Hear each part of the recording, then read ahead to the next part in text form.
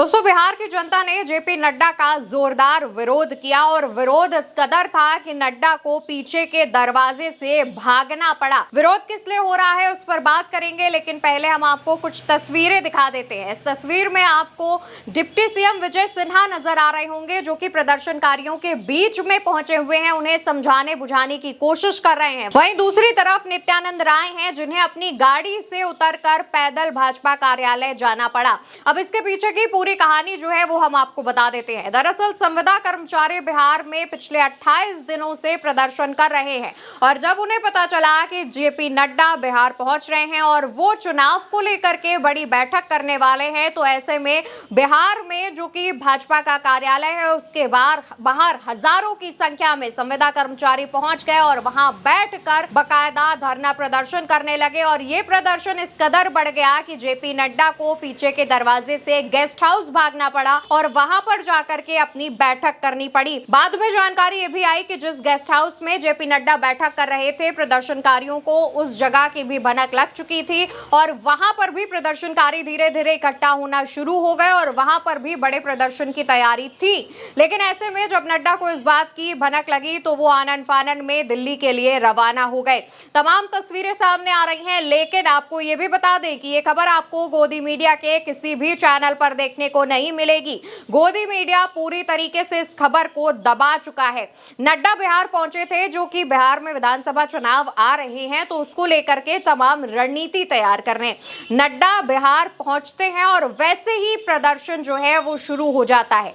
संविदा कर्मचारी अपनी तमाम मांगों को लेकर के प्रदर्शन कर रहे हैं। उनकी मांगों पर बात करें तो उनका कहना है कि कर्मचारी समान काम, समान वेतन और 60 साल की नौकरी की मांग कर रहे हैं।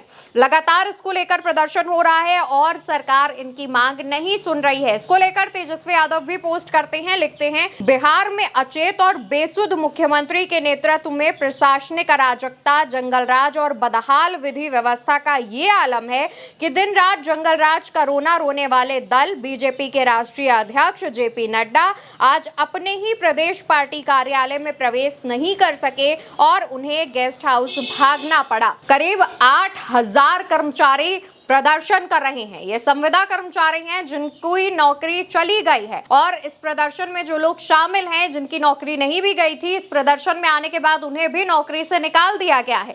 लगातार ये प्रदर्शन चल रहा है और करीब 28 दिनों से गर्दनी बाग में ये प्रदर्शनकारी, ये संविदा कर्मचारी धरना दे रहे थे, लेकिन इनकी मांगे नहीं सुनी जा रही थी। उल्टा सबकी जो सैलरी है, जैसा प्रदर्शनकारियों का कहना है, वो भी रोक ली गई थी। हालांकि जब ये प्रदर्शन बढ़ता जा रहा था, इसी बीच जो मंत्री हैं संजय सरावगी, वो ये बयान देते हैं कि जो लोग आवेदन कर रहे हैं उन्हें सेवा में वापस लिया जाएगा। प्रदर्शनकारियों का कहना है कि हम दोबारा आवेदन नहीं देंगे, हमें हमारी पोस्ट पर ही बहाली दी जाए, क्योंकि हमें आपके वादों पर भरोसा नहीं है। जनता पूरी तरीके से आक्रोशित हो चुकी है। लगातार बिहार में भाजपा और नीतीश सरकार को लेकर प्रदर्शन चल रहा है। वहीं जब नड्डा का विरोध प्रदर्शन किया गया, उस दौरान जो मुख्यमंत्री नीतीश कुमार हैं उनकी भी नड्डा से मुलाकात होनी थी, लेकिन मुलाकात नहीं हो पाई और आनन फानन में नड्डा को वापस दिल्ली भागना पड़ा।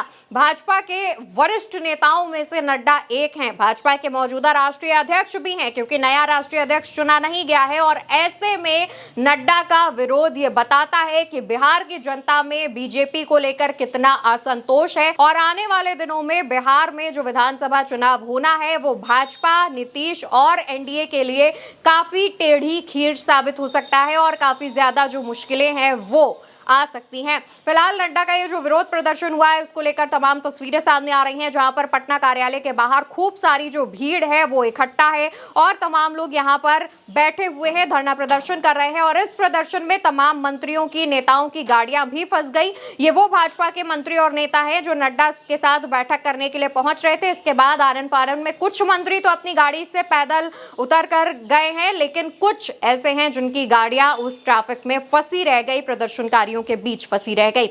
इन तमाम चीजों को लेकर आपका क्या कहना है कमेंट सेक्शन में बताइएगा और ऐसी कई खबरों को देखने के लिए, सच्चाई जानने के लिए, जो गोदी मीडिया आपको नहीं बताता है, वो सब जानने के लिए उल्टा चश्मा को सब्सक्राइब करिएगा।